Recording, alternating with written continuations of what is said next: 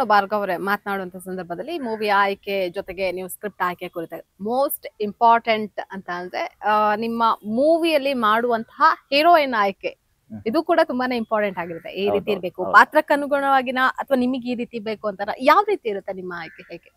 ಇಲ್ಲ, ಹೀರೋಯಿನ್ ಆಯ್ಕೆ ಅನ್ನೋದು ನಮ್ ಕೈಲಿ ಇರೋಲ್ಲ. ಹೀರೋಯಿನ್ ಆಯ್ಕೆ ಅನ್ನೋದು ಡೈರೆಕ್ಟರ್ ಸ್ಪಾಟ್. ಅಂದ್ರೆ ಈ ಪಾತ್ರಕ್ಕೆ ಈ ಸಿನಿಮಾಗೆ ಎಂತ ಅಂದ್ರೆ ಯಾರು ಸೆಟ್ ಆಗ್ತಾರೆ. ಎಕ್ಸಾಂಪಲ್ ಈಗ ವಿಕ್ರಮಾರ್ಕ ಅಂತ ಬಂದಾಗ ಒಂದು ಹಳ್ಳಿಯಿಂದ ಬಂದಿರೋ ಒಂದು ಹುಡುಗಿ ಸೆಟ್ ಆಗ್ತಾಳೆ. ಯಾಕೆಂದ್ರೆ ಆ ಒಂದು ಫೇಸ್ ಕಟ್, ಆ ಒಂದು ರೌಂಡ್ ಫೇಸ್ ಆಗಿರ್ಬೋದು. ಅಂದ್ರೆ ಕಥೆವರೆಗೂ ಅಷ್ಟೇ, ನಮ್ಗೆ ಕಥೆಲಿ ಇನ್ವಾಲ್ವ್ ಆಗ್ಬೋದು. ಬಟ್ ಇವರೇ ಬೇಕು ಅಂತ ಹೇಳಕ್, ಯಾಕೆಂದ್ರೆ ಅವ್ರ ಪಾಯಿಂಟ್ ಆಫ್ ವ್ಯೂ, ಅವರ ಇಷ್ಟ, ನಮ್ಮ ಡೈರೆಕ್ಟರ್ಗಳ ಇಷ್ಟ, ಪ್ರೊಡ್ಯೂಸರ್ಸ್ ಇಷ್ಟ. ನಮ್ದೇನಂತ ಹೇಳಿದ್ರೆ ಯಾವ ಪಾತ್ರ ಆಗಿರ್ಲಿ ಆ ಪಾತ್ರಕ್ಕೆ ನ್ಯಾಯ ಮಾಡ್ಬೇಕಷ್ಟೇ. ಇಂಥವ್ರೇ ಬೇಕು ಅಂತ ಹೇಳೋದು ಇಲ್ಲ ಯಾವಾಗ್ಲೂ. ಅದು ಅಂದ್ರೆ ಅದ್ ನನ್ನ ವರದಿ ಅಲ್ಲ. ಯಾಕೆಂದ್ರೆ ಕೆಲವೊಂದಿಷ್ಟು ಜನರಿಗೆ ಅದು ಇರುತ್ತೆ, ಹೀಗಿರ್ಬೇಕು ಅಥವಾ ಈ ಪಾತ್ರಕ್ಕೆ ನೀವು ಹೇಳಿದಾಗೆ ಡೈರೆಕ್ಟರ್ ಓಕೆ, ಬಟ್ ನಮ್ಮ ಥೀಮ್ ಅಂತ ಹೇಳಿ ಬಂದಾಗ ಅಥವಾ ಟೀಮ್ ಅಂತ ಬಂದಾಗ ಅಥವಾ ನನ್ನ ಪಾತ್ರ ಅಂತ ಹೇಳಿ ಬಂದಂತ ಸಂದರ್ಭದಲ್ಲಿ ಕೂಡ ಅದು ಕೆಲವೊಂದಿಷ್ಟು ವೇರಿಯೇಷನ್ ಆಗುವಂತ ಸಾಧ್ಯತೆಗಳು ಕೂಡ ಇರುತ್ತೆ. ಅಂದ್ರೆ ಹೀರೋ ಓರಿಯೆಂಟೆಡ್ ಇರ್ಬೋದು ಅಥವಾ ಹೀರೋಯಿನ್ ಓರಿಯೆಂಟೆಡ್ ಇರ್ಬೋದು. ಅಂದ್ರೆ ಇವ್ರು ಸೆಟ್ ಆಗ್ಬಹುದು ಅಂತ ನಾನು ಸಜೆಷನ್ ಕೊಡ್ಬೋದು ಹೊತ್ತು ಇಟ್ಸ್ ಫೈನಲಿ ಅವ್ರ ಕಾಲ್. ಅವರದ್ದೇ ಇರುತ್ತೆ. ಜೊತೆಗೆ ಈ ಮೂವಿ ಅಂತ ಹೇಳಿ ಬಂದಾಗ ಅಥವಾ ಫ್ಯಾಮಿಲಿ ಅವರು ಕೂತ್ಕೊಂಡು ಮಾತನಾಡುವಂತ ಸಂದರ್ಭದಲ್ಲಿ ನೀವು ಈಗಾಗಲೇ ಸಾಕಷ್ಟು ಚಿತ್ರಗಳನ್ನ ಮಾಡಿದೀರಾ. ನಿಮ್ಮ ತಂದೆ ಆಗಿರ್ಬೋದು, ತಾಯಿ ಆಗಿರ್ಬೋದು, ಅಥವಾ ನಿಮ್ಮ ಮನೆ ಬಂಧು ಬಳಗದವರು, ಸ್ನೇಹಿತರು, ಇದು ಯಾವ ರೀತಿ ಏನಾದ್ರೂ ಚೇಂಜಸ್ ಮಾಡ್ಕೊಳ್ಬೇಕು, ಹೇಗಿರ್ಬೇಕು ಅಥವಾ ಇಂತಹ ಪಾತ್ರ ಮಾಡು ಹೇಗಿರ್ಲಿ ಅನ್ನುವಂಥದ್ದನ್ನ ಏನಾದ್ರೂ ಸಜೆಸ್ಟ್ ಮಾಡಿ, ಅಥವಾ ಅವ್ರು ಯಾವ ರೀತಿ ಸಪೋರ್ಟ್ ಆಗಿರ್ತಾ ಇದ್ರು ನಿಮ್ಗೆ? ಅಂದ್ರೆ ನಾನು ನನ್ನ ಪ್ರತಿ ಸಿನಿಮಾ ಸ್ಟೋರಿ ಆಗಿರ್ಬೋದು, ಇಂಥ ಒಂದು ಹೊಸ ಸಿನಿಮಾ ಸ್ಟೋರಿ ಕೇಳಿದಾಗ ನಾನು 100% ನಮ್ಮ ಅಪ್ಪಗ, ಅಮ್ಮಗ, ಅಣ್ಣನ್ಗೆ ಹೇಳ್ತೀನಿ. ಅಂದ್ರೆ ಅವ್ರೇನಂತ ಹೇಳಿದ್ರೆ ನಾನು ಹಾಗೆ ಹೇಳಿದಂಗೆ ನಾನು ಮಾಡಿರೋ ಸಿನಿಮಾಗಳು ಪ್ರತಿ ಸಿನಿಮಾ ಬೇರೆ ಜಾನರ್ ಆಗಿರೋದ್ರಿಂದ ಒಂಥರ ಜಾನರ್ ಮಾಡಿ ನೆಕ್ಸ್ಟ್ ಸೇಮ್ ಮಾಡಿದಾಗ ಹೇಳ್ತಾರೆ, ಇದು ಆಲ್ರೆಡಿ ಈ ತರ ಮಾಡಿದ್ಯಲ್ಲ ಅಂತ. ಎಕ್ಸಾಂಪಲ್ ನಾನೀಗ ಇನ್ನೊಂದು ವಿಪರ್ಯಾಸ ಅಂತ ಒಂದು ಸಿನಿಮಾ ಇದೆ, ಅಲ್ಲಿ ಪೊಲೀಸ್ ಆಫೀಸರ್ ತರ ಕಾಣಿಸ್ಕೊಂತೀನಿ. ಸೊ ಪೊಲೀಸ್ ಆಫೀಸರ್ ಅಂದಾಗ ಅದೊಂದು ಆ ಬಟ್ಟೆ ಹಾಕೊಳಕ್ಕೆ ಒಂದು ಪ್ರೌಡ್ ಫೀಲಿಂಗ್ ಚೆನ್ನಾಗಿರುತ್ತೆ. ನಮ್ಮ ಅಮ್ಮಗೆ ಏನಂದ್ರೆ ಅಂದ್ರೆ ನೋಡ್ತಾ ಇರ್ತಾರಲ್ಲ ಸಿನಿಮಾಗಳು, ನಮ್ಮ ಶಂಕರ್ ನಾಗ್ ಸರ್ ಅವ್ರ ಸಿನಿಮಾಗಳು, ಸಾಂಗ್ಲಿನ ಎಲ್ಲ ನೋಡಿದಾಗ ಪೊಲೀಸ್ ಆಫೀಸರ್ ತರ ಆಗ್ಬೋದು. ಸೊ ಶಂಕರ್ ನಾಗ್ ಅವ್ರದ್ದು ಅಂದ್ರೆ ನಮ್ಮ ತಾಯಿಗೆ ಹೆಂಗೆ ಅಂದ್ರೆ ಶಂಕರ್ ನಾಗ್ ಮನೇಲೆಲ್ಲ ಅಂದ್ರೆ ನಮಗೆ ಶಂಕರ್ ನಾಗ್ ಅವ್ರದ್ದು ಅಂದ್ರೆ ಅವ್ರ ಮಹಾನ್ ಕಾರ್ಯಗಳು, ಅವ್ರ ಉದ್ದೇಶಗಳು, ಅಂದ್ರೆ ಅವ್ರು ಮಾಡ್ಬೇಕು ಅಂತ ಅನ್ಕೊಂಡಿದ್ದ ವಿಷಯಗಳು, ಅದು ಇವತ್ತು ಕೂಡ ಕೆಲವೊಂದ್ಸತಿ ಶಂಕರ್ ನಾಗ್ ಅವ್ರ ಬಗ್ಗೆ ಮಾತು ಬಂದಾಗ ಅವತ್ತು ದಿನ ಫುಲ್ಲು ಆ ಮಾತುಗಳಲ್ಲೇ ಹೋಗ್ಬಿಡುತ್ತೆ. ಅಂದ್ರೆ ಅವ್ರು ಹಾಕಿದ್ದ ಪೊಲೀಸ್ ಪಾತ್ರ ಆಗಿರ್ಬೋದು. ಸೊ ವಿಪರ್ಯಾಸದಲ್ಲಿ ಪೊಲೀಸ್ ಪಾತ್ರ ಅಂತ ಬಂದಾಗ ಶಂಕರ್ ನಾಗ್ ತರ ಮಾಡೋದು ನಮ್ಮ ಹೇಳೋರು. ನಾನು ಕೆಲವೊಂದ್ಸತಿ ಅಂದ್ರೆ ಶಂಕರ್ ನಾಗ್ ಅವ್ರದ್ದು ಸಾಂಗ್ಲಿಯನ ಅಂತ ನಮ್ಗೆ ಬಹಳಷ್ಟು ಸುಮಾರು ಸತಿ ನೋಡಿದ ಸಿನಿಮಾ ಅದು. ಅದರಲ್ಲಿ ದೊಡ್ಡಣ್ಣ ಅವರು ಅಂದ್ರೆ ಒಂದ್ ಸೀನ್ ಇರುತ್ತೆ, ಅಮ್ಮವ್ರೆ ಎದ್ದೇಳಿ ಅಂತ ಹೇಳ್ತಾರೆ, ನಾವೆಲ್ಲ ನಿಜವಾಗ್ಲೂ ಎದ್ದೇಳ್ತಾರೆ ಅವ್ರು ಹಿಂಗೆ ಎದ್ದೇಳದಾಗ ಅವ್ರು ಕರೆ ಇಟ್ಕೊಂಡ್ಬಿಡ್ತಾರೆ. ಆ ಒಂದು ಸೀನ್ ಎಷ್ಟು ಸತಿ ರಿಪೀಟ್ ಮಾಡಿ ನೋಡಿದೀನಿ ಅಂದ್ರೆ ಅಂದ್ರೆ ಸೀರಿಯಸ್ ಇಲ್ಲಿ ಒಂದು ಕಾಮಿಡಿ ತರ ಸೀನ್ ಬರುತ್ತೆ, ಅದು ತುಂಬಾ ಚೆನ್ನಾಗಿರುತ್ತೆ. ಮತ್ತೆ ಒಂದು ರೆಫರೆಂಟ್ ಆಫ್ ಪೊಲೀಸ್ ಆಫೀಸರ್ ಸಾಂಗ್ಲಿಯನ, ಅದು ಇವತ್ತು ಕೂಡ ಸಾಂಗ್ಲಿಯನ ಅಂದ್ರೆ ಅದೊಂದು ಬೇರೆ ಲೆವೆಲ್ ಸಿನಿಮಾ. ಹೌದು. ಜೊತೆಗೆ ನೀವು ನಿಮ್ಮ ಫ್ಯಾಮಿಲಿ ಜೊತೆ ಕುಳಿತುಕೊಂಡು ಮೂವಿಯನ್ನ ನೋಡ್ಬೇಕಾದ್ರೆ ಅಥವಾ ನಿಮ್ಮ ಫ್ಯಾಮಿಲಿ ಅವರು ಹೀಗೆ ಚೇಂಜಸ್ ಮಾಡ್ಕೊಳ್ಬೇಕಾಗಿತ್ತು ಅಥವಾ ಹೀಗೆ ಕಾಮಿಡಿ ಆಗಿರ್ಬೋದು, ಈಗ ಒಂದೊಂದು ಜನರೇಷನ್ ಒಂದೊಂದು ಆಯ್ಕೆ ಸಹಜವಾಗಿ ನೀವು ಹೇಳ್ದಾಗೆ ಪ್ರೇಕ್ಷಕರನ್ನ ನಾವು ಹಿಡಿದಿಟ್ಕೊಳ್ಬೇಕು ಅಂತಂದ್ರೆ ನಾವು ಸಾಕಷ್ಟು ಶತಪ್ರಯತ್ನ ಪಡ್ಬೇಕು. ಎಷ್ಟು ಪ್ರಯತ್ನ ಪಟ್ಟರು ಅದು ಕೆಲವೊಂದ್ಸಲ ಶೂನ್ಯ ಆಗೋದ್ರೂ ನಮ್ಗೊಂದ್ ಕಡೆ ಬೇಜಾರಾಗುತ್ತೆ. ಹಾಗಾಗಿ ಅಂತ ನಿಜ ಅಂದ್ರೆ ನೀವು ಹೇಳ್ದಂಗೆ ಒಬ್ಬ ಪ್ರೇಕ್ಷಕ ಎಂತ ಸಿನಿಮಾ ಇಷ್ಟಪಡ್ತಾನೆ, ಎಂತ ಸಿನಿಮಾ ಗೆಲ್ಲಿಸ್ತಾನೆ ಅನ್ನೋದು ಅದು ಯಾರಿಗೂ ಹೇಳಕ್ಕಾಗಲ್ಲ. ಯಾಕಂದ್ರೆ ಇವತ್ತು 100 ಕೋಟಿಯಾಗಿ ಒಂದು ಸಿನಿಮಾ ಮಾಡ್ತೀವಿ, ಆ ಸಿನಿಮಾ ಗೆಲ್ಲುತ್ತೆ ಅಂತ ಹೇಳಕ್ಕಿಲ್ಲ. 1 ಕೋಟಿಯಾಗಿ ಸಿನಿಮಾ ಮಾಡ್ತೀವಿ, ಆ ಸಿನಿಮಾ ಸೋಲುತ್ತೆ ಅಂತ ಹೇಳಕ್ಕಾಗಲ್ಲ. 100 ಕೋಟಿ ಹಾಕಿದ್ರು 1 ಕೋಟಿ ಹಾಕಿದ್ರು ಕಂಟೆಂಟ್ ಇಸ್ ದ ಕಿಂಗ್.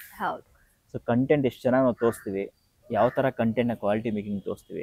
ಯಾಕೆ ಅಂತ ಹೇಳಿದ್ರೆ ಕೊರೋನಾ ಟೈಮಲ್ಲಿ ಬಹಳಷ್ಟು ಜನ ಈ OTT-ಗೆ ಸ್ಟಿಕ್ ಆನ್ ಆಗ್ಬಿಟ್ರು. OTT-ಗೆ ಸ್ಟಿಕ್ ಆನ್ ಆದಾಗ ಏನಾಗುತ್ತೆ ಅಂದ್ರೆ 100 ಕೋಟಿ ಹಾಕಿರೋ ವೆಬ್ ಸೀರೀಸ್ ನೋಡಿದಾಗ ಮತ್ತೆ ಬಂದು ಥಿಯೇಟರ್ ಕೂತ್ಕೊಂಡು ಅಷ್ಟು ಮೇಕಿಂಗ್ ಅಲ್ಲಿರೋ ಸಿನಿಮಾ ನೋಡ್ಬೇಕು ಅಂದ್ರೆ ನಾನು ಹೇಳ್ತಾ ಇರೋದು ಕಮ್ಮಿ ದುಡ್ಡಲ್ಲಿ ಮೇಕಿಂಗ್ ಮಾಡ್ತೀವಿ ಅಂತಲ್ಲ. ನಮ್ಮ ಪರಿಧಿ ಎಕ್ಸಾಂಪಲ್ ಈಗ ಪ್ರೊಡ್ಯೂಸರ್ ಹತ್ರ ಒಂದು 3 ಕೋಟಿ ಇದೆ, 3 ಕೋಟಿ ಇರೋರ ಹತ್ರ ಒಂದು 10 ಕೋಟಿ ಸಿನಿಮಾ ಮಾಡೋದಾಗ ಅವ್ರ ಮನೆ ಮಠ ಎಲ್ಲ ಮಾಡ್ಕೊಂಡು. ಸೊ ನಾನು ಹೇಳಿದ್ರೆ ಕಂಟೆಂಟ್ ಬೇಸ್ ನಮ್ಮ ಕನ್ನಡದಲ್ಲೇನೆ ಜಾಸ್ತಿ ಕಂಟೆಂಟ್ ಬೇಸ್ ಸಿನಿಮಾ ಬರ್ತದೆ. ಸೊ ಆ ಕ್ವಾಲಿಟಿ ಮೇಕಿಂಗ್ ಕೊಡ್ತಾ ಇರೋದು. ಸೊ ಕಂಟೆಂಟ್ ಕ್ವಾಲಿಟಿಲಿ ಯಾವತ್ತು ಕನ್ನಡದವರು ಎತ್ತಿದ ಕೈ. ಸೊ ಹಾಗಾಗಿ 1 ಕೋಟಿಲಿ ಮಾಡಿದ್ರು ಕಂಟೆಂಟ್, 100 ಕೋಟಿಲಿ ಮಾಡಿದ್ರು ಕಂಟೆಂಟ್ ಗಿದ್ರೆ ಸಿನಿಮಾ ಗೆಲ್ಲುತ್ತೆ. ಸೊ ಹಾಗಾಗಿ ಯಾವ ತರ ಸಿನಿಮಾ ಇಷ್ಟ ಆಗುತ್ತೆ ಅನ್ನೋದು, ಜನಕ್ಕೆ ಯಾವ ತರ ಸಿನಿಮಾ ಬೇಕು ಅನ್ನೋದು ಅದು ಎಲ್ಲಾರ್ಗು ಕ್ವಶನ್ ಮಾರ್ಕ್. ಹ್ಮ್. ಇಂಥ ಸಿನಿಮಾ ಬೇಕು ಅಂದ್ರೆ ಎಲ್ಲ ಅಂತ ಸಿನಿಮಾನು ಮಾಡ್ತಾರಲ್ಲ. ಹ್ಮ್ ಹ್ಮ್ ಸಿನಿಮಾ ನಾವು ಗೆಲ್ಬೇಕು ಅಂತ ಎಲ್ಲ ಸಿನಿಮಾ ಮಾಡೋದು. ಅವ್ರು ಅಂದ್ರೆ ನಮ್ಮ ಜನದ ಅಭಿರುಚಿನ ಯಾವ ತರ ಕ್ಯಾಚ್ ಮಾಡೋದು, ಅವ್ರ ನಾಡಿನ ಕ್ಯಾಚ್ ಮಾಡೋದು ಇವತ್ತು ಕೂಡ ಜನಕ್ಕೆ ಒಂದು ಮರ್ಮ. ಅದು ಗೊತ್ತಾಗಲ್ಲ. ಖಂಡಿತವಾಗ್ಲು. ಯಾಕಂದ್ರೆ ಕೆಲವೊಂದಿಷ್ಟು ಜನರು ಈಗ ತುಂಬಾನೇ ಸುಲಭವಾಗಿ ಎಲ್ಲೋ ಹೋಗಿ ಥಿಯೇಟರ್ ಅಲ್ಲಿ ಟೈಮ್ ವೇಸ್ಟ್ ಮಾಡ್ಕೊಂಡು ಅಥವಾ ಪಾರ್ಕಿಂಗ್ ಟೈಮಿಂಗ್ಸ್ ಅದು ಇದು ಯಾವ್ದು ಬೇಡ ನಮ್ಮ ಪಾಡಿಗೆ ನಾವು ಮನೆಯಲ್ಲಿ ನೋಡೋಣ ಅಥವಾ ಮೊಬೈಲ್ ಅಲ್ಲಿ ಎಲ್ಲೋ ಕರೆಕ್ಟ್ ಆಗಿ ಈಸಿಯಾಗಿ ಸಿಗ್ತಾ ಇದೆ ಇಲ್ಲೇ ನೋಡೋಣ ಅಂತ ಅನ್ಕೊಳ್ಳುವಂತ ಜನಸಂಖ್ಯೆ ಕೂಡ ಹೆಚ್ಚಾಗಿರೋದ್ರಿಂದ ಅಂತವ್ರಿಗೆ ಏನ್ ಹೇಳೋದಕ್ಕೆ ಇಷ್ಟಪಡ್ತೀರಿ? ಅಂದ್ರೆ OTT ಬಂದಿದೆ ಮನೇಲಿ ನೋಡ್ಕೊಬಹುದು ಅನ್ನೋದು ನಿಜನೇ. ಬಟ್ ಏನಂತ ಥಿಯೇಟರ್ ಫೀಲ್, ಈಗ ಒಂದು ಸಿನಿಮಾ ನಾವು ಇಷ್ಟು ಕಷ್ಟಪಟ್ಟು ಮಾಡದೇನೆ ಥಿಯೇಟರ್ ಅಲ್ಲಿ ಆ ವಿಜುವಲ್ಸ್. ನಾವು ಚಿಕ್ಕವ್ರು ಇರ್ಬೇಕಾದ್ರೆ ಏನ್ ಗೊತ್ತಾ, ಸಿನಿಮಾದಲ್ಲಿ ಥಿಯೇಟರ್ ಸಿನಿಮಾ ಬರುತ್ತೆ ಅಂದ್ರೆ ಆ ಆರ್ಭಟ, ವಿಸಲ್ಗಳು, ಜನ ಅಂದ್ರೆ ಒಂದು ಹಬ್ಬದ ತರ ಇರ್ತಿತ್ತು. ಇವತ್ತಿನ ದಿನಗಳು ಅದು ಕಮ್ಮಿ ಆಗ್ತಿದೆ, ಥಿಯೇಟರ್ಗಳು ಕ್ಲೋಸ್ ಆಗ್ತಿದೆ. ಎಷ್ಟು ಬೇಜಾರಾಗುತ್ತೆ ಅಂದ್ರೆ ಅಂದ್ರೆ ಸಾಮಾನ್ಯ ಪ್ರಜೆಗಳೇ ನಮ್ಗೆ ಕನ್ನಡದವರೇ ಸಪೋರ್ಟ್ ಮಾಡಲ್ಲ ಅಂದ್ರೆ ಇನ್ಯಾರು ಮಾಡ್ತಾರೆ? ಮತ್ತೆ ಜೊತೆಗೆ ಪ್ರಜೆಗಳು ಅನ್ನೋದಕ್ಕಿಂತ ಭಾರ್ಗವ್ ಅವರೇ, ಇಲ್ಲಿ ಎಷ್ಟೋ ಹಾಲ್ಸ್ ಗಳಲ್ಲಿ ಸಿನಿಮಾ ಕನ್ನಡದ ಹಾಕೋದಕ್ಕೇನೆ ಸಿಗೋದಿಲ್ಲ.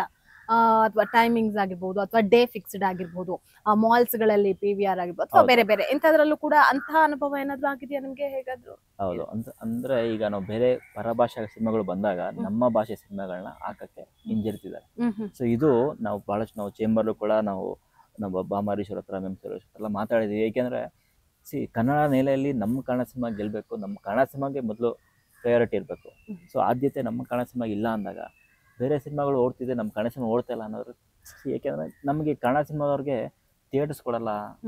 ಎಷ್ಟೊಂದ್ಸತಿ ಮೊನ್ನೆ ನಾನೇ ಬಿಡಲ್ಲ ಅಂತ ಒಂದು ಹಾರರ್ ಸಿನಿಮಾ ಬಂತು. ಪಾಪ ಅವರು ಆಕ್ಟರ್ ಕಮ್ ಪ್ರೊಡ್ಯೂಸರ್, ಅವರು ಕೂಡ ಎಷ್ಟು ಅಂದ್ರೆ ದುಡ್ಡು ಖರ್ಚು ಮಾಡಿ ಸಿನಿಮಾ ಮಾಡಿ ಮಾಲಲ್ಲಿ ಅವ್ರದ್ದು ಸ್ಟ್ಯಾಂಡ್ ಇಲ್ಲ, ಪೋಸ್ಟ್ ಇಲ್ಲ ಅಂದ್ರೆ ಎಷ್ಟು ಬೇಜಾರಾಗುತ್ತೆ. ಸೊ ಏಕೆಂದ್ರೆ ಖಂಡಿಸ್ಬೇಕು. ನಮ್ಮ ಸಿನಿಮಾ ಬರಬೇಕು, ನಾವೇ ಖಂಡಿಸ್ಬೇಕು. ನಮ್ಗೆ ಬಹಳ ಖುಷಿ ಆಯ್ತು ಅವ್ರು, ಯಾಕೆಂದ್ರೆ ಅವ್ರು ಅದನ್ನ ತಗೊಂಡ್ರು, ಸ್ಟ್ಯಾಂಡ್ ತಗೊಬೇಕು. ನಮ್ಮ ಸಿನಿಮಾ ಯಾಕೆ ಹಾಕಿಲ್ಲ ಅನ್ನೋದು ಪ್ರಶ್ನೆ ಮಾಡ್ಬೇಕು. ಅವಾಗ ತಾನೆ ನಮ್ಮ ಕನ್ನಡದವ್ರೆ ಕನ್ನಡಕ್ಕೆ ಸಪೋರ್ಟ್ ಮಾಡಿ ಯಾರು ಮಾಡ್ತಾರೆ? ಇನ್ನೊಂದೇನಂದ್ರೆ ಬೇರೆ 100 ಕೋಟಿ ಹಾಕಿ ಬೇರೆ ಭಾಷೆ ಸಿನಿಮಾ ಬರ್ತಿದೆ ಅಂದಾಗ 1 ಕೋಟಿ ನಮ್ಮ ಕನ್ನಡ ಸಿನಿಮಾ ನಮ್ಮ ಹೆಮ್ಮೆ. ಹೌದು, ಖಂಡಿತ. ನಮ್ಮ ಕನ್ನಡ ಸಿನಿಮಾನ ಹಾಕಿ ಥಿಯೇಟರ್ ಖಾಲಿದಾಗ ಬೇರೆ ಸಿನಿಮಾ ಹಾಕೋಬಹುದು. ಇದು ಹೆಂಗಾಗಿದೆ ಅಂದ್ರೆ ಬೇರೆ ಸಿನಿಮಾಗಳಲ್ಲಿ ಹಾಕಿ ಅದು ಸಿನಿಮಾ ಖಾಲಿದಾಗ ಕನ್ನಡ ಸಿನಿಮಾ ಆಗ್ತಿದೆ. ಮಾಲ್ಗಳಲ್ಲಿ ಈಗ ಬಹಳಷ್ಟು ಮಾಲ್ಗಳಲ್ಲಿ ಹೆಂಗೆ ಅಂದ್ರೆ ಕನ್ನಡ ಸಿನಿಮಾ ಬಿಟ್ಟು ತೆಲುಗು, ತಮಿಳು, ಬೇರೆ ಬೇರೆ ಸಿನಿಮಾಗಳೆಲ್ಲ ಹಾಕಿದ್ಮೇಲೆ ಬೇರೆ ಸ್ಲಾಟ್ ನಮ್ಗೆ ಕೊಡ್ತೀವಿ. ಇದು ಬಹಳಷ್ಟು ಬೇಜಾರು, ಬಹಳಷ್ಟು. ಏಕೆಂದ್ರೆ ಈ ವಿಚಾರನ ನಾವು ಸುಮಾರು ಚೇಂಬರ್ಲಿ ಸುಮಾರು ಸತಿ ಚರ್ಚೆ ಮಾಡಿದ್ವಿ. ಬಹಳಷ್ಟು ವಿಚಾರಗಳು ನಡೆದಿದೆ ಇದ್ರ ಬಗ್ಗೆ. ಸೊ ಇನ್ನೂ ಕೂಡ ಅವ್ರು ಕಣ್ ತೆಗ್ದಿಲ್ಲ ಅಂದ್ರೆ ನಮ್ಮ ಕನ್ನಡ ಸಿನಿಮಾ ಗೆಲ್ಬೇಕು, ನಮ್ಮ ಕನ್ನಡ ಸಿನಿಮಾಗೆ ಏನಾದ್ರು ಮಾಡ್ಬೇಕು ಅಂತ ಅವ್ರು ಒಂದು ನಿರ್ಧಾರ ತಗೊಂಡು. ಮತ್ತೆ ಅದ್ರ ಜೊತೆಗೆ ಈ ಕೊರೋನಾ ಮುಂಚಿತವಾಗಿ ಈ ಡಬ್ಬಿಂಗ್ ಅನ್ನುವಂಥದ್ದು ಎಲ್ಲೋ ಒಂದ್ ಕಡೆ ಕನ್ನಡ ಇಂಡಸ್ಟ್ರಿಗೆ ಭೂತವಾಗಿ ಕಾಡ್ತಾ ಇದೆ ಅಂತ ಹೇಳ್ತಾ ಇದ್ರು.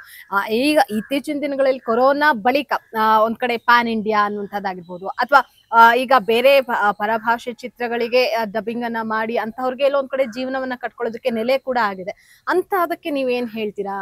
ಯಾವ ರೀತಿ ಇದೆ ಅಂದ್ರೆ ಈಗ ಪರಭಾಷೆ ನೀವು ಹೇಳ್ದಂಗೆ ಪ್ಯಾನ್ ಇಂಡಿಯಾ ಸಿನಿಮಾ ಅಂತ ಬಂದಿದೆ. ಸೊ ನಾನು ಹೇಳೋದು, ನಾವು ಬೇರೆ ಭಾಷೆ ಸಿನಿಮಾ ಮಾಡೋದು ತಪ್ಪಲ್ಲ.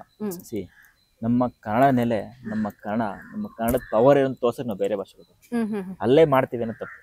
ನಾನು ಹೇಳೋದೇನಂದ್ರೆ ಪ್ಯಾನ್ ಇಂಡಿಯಾ ಸಿನಿಮಾ ಮಾಡ್ಬೇಕು. ಏಕೆ? ನಮ್ಮ ಕನ್ನಡದ ಪವರ್ ಏನಂತ ತೋರ್ಸಕ್. ಈಗ ನಮ್ಮ ಕಾಂತಾರ ಆಗಿರ್ಬೋದು, KGF ಆಗಿರ್ಬೋದು, ವರ್ಲ್ಡ್ ವೈಡ್ ಸೌಂಡ್ ಮಾಡ್ತು. ಅದೇನು ಕನ್ನಡ ಅಂದ್ರೆ ನಮ್ಮ ಕನ್ನಡ ಪವರ್, ಕನ್ನಡಿಗನ ಪವರ್. ಸೊ ಈ ತರ ಇದ್ದಾಗ ಏನಾಗುತ್ತೆ ಅಂದ್ರೆ ಆ ಪವರ್ ತೋರ್ಸಕ್ ಪ್ಯಾನ್ ಇಂಡಿಯಾ ಅನ್ನೋದು ಆಕ್ಚುಲಿ ಹೇಳ್ಬೇಕು ಅಂದ್ರೆ ಒಳ್ಳೇದೇನೆ. ಏಕೆಂದ್ರೆ ನಮ್ಮ ಕನ್ನಡ ಜನ ಮಾತ್ರ ನೋಡೋ ಒಂದು ಸಿನಿಮಾ ಥ್ರೂಔಟ್ ದಿ ವರ್ಲ್ಡ್ ನೋಡಿ ಅಂತ ಒಂದು ಆಪ್ಷನ್, ಅದು ಒಳ್ಳೇದೇನೆ. ಯಾಕೆಂದ್ರೆ ನಮ್ಮ ಕನ್ನಡ ಟ್ಯಾಲೆಂಟ್ಗಳ ಬೇರೆ ಭಾಷೆ ನೋಡ್ಬೇಕು. ಸೊ ನಾನು ಹೇಳಿದೆ ಅಂದ್ರೆ ಈಗ ಪ್ಯಾನ್ ಇಂಡಿಯಾ ಅನ್ನೋದು ನಾವು ಎಕ್ಸಾಂಪಲ್ ನಾವು ನಮ್ಮ ಡಿ ಬಾಸ್ ಅವ್ರು ತಗೊಂಡ್ರೆ, ಡಿ ಬಾಸ್ ಅವ್ರ ಒಂದು ಸಿನಿಮಾಯಿಂದ 100 ಕುಟುಂಬಗಳು ಉಳಿತವೆ. ಯಾಕೆಂದ್ರೆ ಅವರು ಪ್ಯಾನ್ ಇಂಡಿಯಾ ಅಂತಲ್ಲ, ಕನ್ನಡದಲ್ಲೇ ಸಿನಿಮಾ ನೋಡ್ಬೇಕು. ಮತ್ತೆ ಪ್ರತಿ ವರ್ಷ 1-2 ಸಿನಿಮಾ ಕೊಡ್ತಿದ್ವಿ. ಏನಾಗುತ್ತೆ ಅಂದ್ರೆ ಇವತ್ತಿನ ದಿನ ಥಿಯೇಟರ್ಗಳಲ್ಲಿ ಕನ್ನಡ ಸಿನಿಮಾ ಆಗ್ತದೆ, ಬೇರೆ ಬೇರೆ ಸಿನಿಮಾ ಹಾಕೊಂಡು ಮೊನ್ನೆ ಬೇರೆ ಬೇರೆ ಸಿನಿಮಾಗಳು ಟಿಕೆಟ್ ಪ್ರೈಸ್ ನೋಡಿದ್ರೆ ಭಯ ಆಗ್ತದೆ. ಹೌದು, ಯಾಕೆಂದ್ರೆ ಈಗ ಟಿವಿ ರೈಟ್ಸ್ ಅಂತ ಹೇಳಿ ಬಂದಂತ ಸಂದರ್ಭದಲ್ಲೂ ಬೇರೆ ಭಾಷೆಯ ಚಿತ್ರಕ್ಕೆ ಡಬ್ಬಿಂಗ್ ಹೆಚ್ಚಾಗಿ ಮೂವೀಸ್ ಗಳು ಬರ್ತಾ ಇರುವಂತದನ್ನ ಗಮನಿಸ್ತಾ ಇದೀವಿ. ಅದ್ರ ಬಗ್ಗೆ ನೀವೇನ್ ಹೇಳ್ತೀರಾ? ಯಾಕಂದ್ರೆ ಒಂದ್ ಕಡೆ ಟಿಕೆಟ್ ಪ್ರೈಸ್ ಆಗಿರ್ಬಹುದು, ಇನ್ನೊಂದ್ 3 ದಿನ ಬಿಟ್ಟರೆ ಟಿವಿಯಲ್ಲೇ ಬರುತ್ತೆ ಬೇರೆ ಭಾಷೆ ಚಿತ್ರ ನಮ್ಮ ಇದ್ರಲ್ಲಿ ಟಿವಿನಲ್ಲಿ ಅನ್ಕೊಳ್ಳುವಂತ ಜನ ಕೂಡ ಜಾಸ್ತಿ ಇದಾರೆ ಅಲ್ವಾ? ಅಲ್ಲ, ಜನ ಜಾಸ್ತಿ ಇದಾರೆ. ಇನ್ನೊಂದು ನಾನು ಅವಾಗ್ಲೇ ಹೇಳ್ದಂಗೆ ನಿಮ್ಗೆ, ಇದಕ್ಕೆ ನಮ್ಮ ಕನ್ನಡ ಜನತೆ, ನಮ್ಮ ಕನ್ನಡಿಗರು ಅವ್ರು ಸಪೋರ್ಟ್ ಮಾಡಿದ್ರೇ ಇದಕ್ಕೊಂದು ಸೊಲ್ಯೂಷನ್ ಸಿಗುತ್ತೆ. ಏಕೆಂದ್ರೆ ಈಗ ನಾವು ಬ್ಯಾಂಗ್ಳೂರಲ್ಲಿ ನಮ್ಮ ಕರ್ನಾಟಕ ರಾಜ್ಯದಲ್ಲಿ ನಾವು ಕನ್ನಡ ಸಿನಿಮಾ ಬೇರೆ ಸಿನಿಮಾ ನೋಡ್ತಾ ಇರೋದ್ರಿಂದ ನಾನು ಸಿನಿಮಾ ನೋಡ್ತಾ ಇರೋದು. ನಾನು ಬೇರೆ ಸಿನಿಮಾ ನೋಡ್ಬೇಡಿ ಅಂತ ಹೇಳ್ತಲ್ಲ. ನಾನು ನೋಡ್ತೀನಿ, ನಾನು ತೆಲುಗು ಸಿನಿಮಾ ನೋಡ್ತೀನಿ, ತಮಿಳ್ ಸಿನಿಮಾ ನೋಡ್ತೀನಿ, ಹಿಂದಿ ನೋಡ್ತೀನಿ. ಏಕೆ ಅಂತ ಹೇಳಿದ್ರೆ ಎಲ್ಲರೂ ಕೂಡ ಕಲಾವಿದರು ಅಂದ್ರೆ ಎಲ್ಲ throughout India, throughout the world ಕಲಾವಿದರು ಒಬ್ರಿಗೊಬ್ಬ ಸಪೋರ್ಟ್ ಮಾಡ್ಕೊಬೇಕು. ಸೊ ಅದು ಯಾವಾಗ ನಮ್ಮ ಮನೇಲಿ ಚೆನ್ನಾಗಿತ್ತು ಅಂದ್ರೆ ಬೇರೆ ಮನೇಲಿ ಚೆನ್ನಾಗಿರುತ್ತೆ. ನಮ್ಮ ಮನೇಲೇ ಈ ತರ ಆಗ್ತಿದೆ ಅಂದಾಗ ಬೇರೆ ಮನೆ ಚೆನ್ನಾಗಿರ್ಬೇಕು ಅಂತ ಹೆಂಗಂತ. ಇದೊಂದು ವಿಷಯ ಏನಂದ್ರೆ ಕನ್ನಡ ಗೆಲ್ಬೇಕು, ಕನ್ನಡ ಸಿನಿಮಾಗಳು ಗೆಲ್ಬೇಕು. ನೀವು ಹೇಳ್ದಂಗೆ ಕೆಲವೊಂದು ಕರ್ನಾಟಕದಲ್ಲಿ ಬ್ಯಾಂಗ್ಳೂರಲ್ಲಿ ಕೆಲವೊಂದು ಸೆಂಟ್ರ್ಗಳು ಅದು ಆ ಸೆಂಟ್ರ್ ಫಿಕ್ಸ್, ಬೇರೆ ಭಾಷೆ ಸಿನಿಮಾಗಳಿಗೆ ಫಿಕ್ಸ್. ಅದು ನಮ್ಮ ಕನ್ನಡ ನೆಲೆಯಲ್ಲಿ ನೀವು ಬೇರೆ ಕಡೆ ನೋಡಿ, ಬೇರೆ ಕಡೆ ಎಲ್ಲ ಹೆಂಗೆ ಅಂತ ಹೇಳಿದ್ರೆ ಕನ್ನಡ ಸಿನಿಮಾ ಏನಕ್ಕೆ ಆಗ್ತಲ್ಲ, ಎಲ್ಲೂ ಹಾಕಲ್ಲ. ನಮ್ಮ ಬ್ಯಾಂಗ್ಳೂರಲ್ಲಿ ಮತ್ತೆ ಎಲ್ಲಾ ತರ ಭಾಷೆಗಳ ಸಿನಿಮಾ ಅಲ್ವಾ. ಸೊ ಎಲ್ಲಾ ತರ ಸಿನಿಮಾ ಹಾಕೋದ್ ತಪ್ಪಲ್ಲ. ಕನ್ನಡ ಸಿನಿಮಾಗೂ ಒಂದು ಸೊಲ್ಯೂಷನ್ ಬೇಕಲ್ಲ. ಯಾಕೆಂದ್ರೆ ಕನ್ನಡ ಸಿನಿಮಾಗಳು ಬಂದಾಗ ಕೂಡ ಥಿಯೇಟರ್ ಸಿಕ್ಕಿಲ್ಲ, ಬೇರೆ ಸಿನಿಮಾ ಮಾಡ್ತಿದ್ದಾಗ ಪ್ರತಿಯೊಬ್ಬ ನಿರ್ದೇಶಕ ನಿರ್ಮಾಪಕನು ಒಂದು ಸಖತ್ ಬೇಜಾರಾಗುತ್ತೆ, ನೋವಾಗುತ್ತೆ. ನಿಮ್ಗೂ ಈ ಅನುಭವ ಆಗಿದೆಯಾ? ಅಂದ್ರೆ ನನಗೂ ಆಗಿದೆ ಅಂತ ಹೇಳಿದ್ರೆ 100% ಇವಾಗ ನಾನು ಮಾಡ್ಕೊಂಡ್ರೆ ಸಿನಿಮಾಗಳಲ್ಲಿ ನಾವು ಪ್ರೊಡ್ಯೂಸರ್ಸು ನಿರ್ದೇಶಕರೆಲ್ಲ ಥಿಯೇಟರ್ಸ್ ಅಂತ ಬಂದಾಗ ಅವರು ನಮ್ಮ ಸಿನಿಮಾಗೆ ಆದ್ಯತೆ ಕೊಡ್ತಾ ಇಲ್ಲ, ಕನ್ನಡ ಸಿನಿಮಾಗೆ ಆದ್ಯತೆ ಕೊಡ್ತಾ ಇಲ್ಲ ಅಂತ ಹೇಳಿದ್ದುಂಟು. ಅವರೆಲ್ಲ ಮಾತಾಡಿದ್ರು, ಚೇಂಬರ್ಲಿ ಬಹಳಷ್ಟು ಸತಿ ಚರ್ಚೆನೂ ಆಯಿತು. ಸೊ ಹಾಗಾಗಿ ನಾನು ಕೇಳ್ಕೊಳ್ಳೋದೇನಂದ್ರೆ ನಮ್ಮ ಕನ್ನಡ ಜನತೆ, ನಮ್ಮ ಕನ್ನಡ ಜನರು ಮೊದಲು ಕನ್ನಡ ಸಿನಿಮಾ ನೋಡಿ, ಬೇರೆ ಸಿನಿಮಾನ ಇವತ್ತು ಕನ್ನಡ ಸಿನಿಮಾ ನೋಡಿ, ನಾಳೆ ಬೇರೆ ಸಿನಿಮಾ ನೋಡಿ. ಏಕೆಂದ್ರೆ ನಾವು ಎಲ್ಲ ನಮ್ಮ ಬೇರೆ ರಾಜ್ಯದವರು ಎಲ್ಲ ಅಣ್ಣ ತಮ್ಮ ತರ ಹೇಳ್ತೀವಿ. ಬಟ್ ಏನಂತ ಹೇಳಿದ್ರೆ ನಮ್ಮ ಸಿನಿಮಾ ನೋಡಿ ಬೇರೆ ಸಿನಿಮಾ ನೋಡಿ, ಅದು ಹೆಂಗಾಗಿದೆ ಬೇರೆ ಸಿನಿಮಾ ನೋಡಿ ಎಲ್ಲ ಉಳಿದ್ಮೇಲೆ ನಮ್ಮ ಸಿನಿಮಾ ನೋಡ್ತಾರೆ. ಹಂಗಾಗ್ತದೆ ಅದು ಏನು ಮಾಡೋಕ್ಕಾಗ್ತಲ್ಲ. ಇದು ಚರ್ಚೆ ಇವಾಗದಲ್ಲ, ಅವಾಗಿಂದನೂ ಚರ್ಚೆ ಬರ್ತಾನೆ ಇದೆ. ಅದು ಒಂದು ಒಳ್ಳೆ ಸೊಲ್ಯೂಷನ್ ಸಿಗಬೇಕು. ಥಿಯೇಟ್ರ್ಗಳಾಗಬೇಕು ಕನ್ನಡ ಸಿನಿಮಾಗಳಿಗೆ, ನಮ್ಮ ಕನ್ನಡ ಎಲ್ಲ. ಏಕೆಂದರೆ ನೀವು ನೋಡಿ ಪ್ರತಿ ವಾರ ಒಂದು 5ರಿಂದ 6 ಸಿನಿಮಾ, 9 ಸಿನಿಮಾ, 10 ಸಿನಿಮಾ ಕನ್ನಡ ಸಿನಿಮಾಗಳು ಬರ್ತಿದೆ. ಥಿಯೇಟರ್ಸ್ ನಮ್ಮ ಸಿನಿಮಾಗಳಿಗೆ ಥಿಯೇಟರ್ಸ್ ಇಲ್ಲ. ನಾನು ಹೇಳ್ದಂಗೆ ಪ್ರತಿ ಕನ್ನಡ ಸಿನಿಮಾನ ಫಸ್ಟ್ ನೋಡ್ತೀನಿ. ಸೊ ಇವಾಗ ಹೆಂಗೆ ಅಂತ ಹೇಳಿದ್ರೆ ನಮ್ಮ ಸಿನಿಮಾ ರಿಲೀಸ್ ಇದೆ, ನಮ್ಮ ಟೆಡಿ ಬೇರ್ ಸಿನಿಮಾ 15 ತಾರೀಕು ಜನವರಿ 15 ರಿಲೀಸ್ ಇದೆ. ಸೊ ನಮ್ಮ ಸಿನಿಮಾ ರಿಲೀಸ್ ಜೊತೆ ಬಹಳಷ್ಟು ಸಿನಿಮಾ ರಿಲೀಸ್ ಇದೆ. ಕಾಂಪಿಟೇಷನ್, ಆ ಕಾಂಪಿಟೇಷನ್ ನಾವ್ ಹೆಂಗ್ ತಗೊಂತೀವಿ ಅಂದ್ರೆ ನನ್ನ ಸಿನಿಮಾ ನೀವು ನೋಡಿ, ನಿಮ್ಮ ಸಿನಿಮಾ ನಾವು ನೋಡ್ತೀವಿ. ಯಾಕೆಂದ್ರೆ 100%, ಯಾಕೆಂದ್ರೆ ಅವ್ರ ಕಷ್ಟ ನಮಗೂ ಗೊತ್ತು, ನಮ್ಮ ಕಷ್ಟ ಅವ್ರಿಗೆ ಗೊತ್ತು. ನಾವು ಸಿನಿಮಾದವ್ರಿಗೆ ಸಪೋರ್ಟ್ ಮಾಡ್ಬೇಕು. ಹೆಲ್ತಿ ಕಾಂಪಿಟೇಷನ್ ಇರಬೇಕು. ಅದು ಹೆಂಗಿರ್ಬೇಕು ಅಂದ್ರೆ ಒಂದು ಹೆಲ್ದಿ ಕಾಂಪಿಟೇಷನ್. ಯಾಕಂದ್ರೆ ನಮ್ಮ ಸಿನಿಮಾ ಚೆನ್ನಾಗಿರ್ಬೇಕು, ಬೇರೆಯವ್ರ ಸಿನಿಮಾ ಚೆನ್ನಾಗಿರ್ಬಾರ್ದು ಅಂತಲ್ಲ. ಪ್ರತಿ ಸಿನಿಮಾನು ಗೆಲ್ಬೇಕು, ಕನ್ನಡದಲ್ಲಿ ಪ್ರತಿ ಸಿನಿಮಾ ನೋಡ್ಬೇಕು. ಅವಾಗ ಕನ್ನಡ ಇಂಡಸ್ಟ್ರಿ ಚೆನ್ನಾಗಿರುತ್ತೆ. ಸೊ ಕನ್ನಡ ಇಂಡಸ್ಟ್ರಿ ತುಂಬಾ ಮೇಲ್ ಬರುತ್ತೆ. ಅವಾಗ ಮಾತ್ರ ಸಾಧ್ಯ ಆಗುತ್ತೆ ಅಂತ.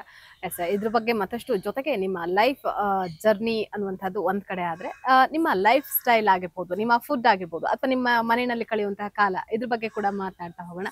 ನಾನು ನನ್ನ ಲೈಫ್ ಕಾರ್ಯಕ್ರಮ ಮುಂದುವರೆಯುತ್ತೆ ಸ್ಮಾಲ್ ಬ್ರೇಕ್ ನ ಬಳಿಕ.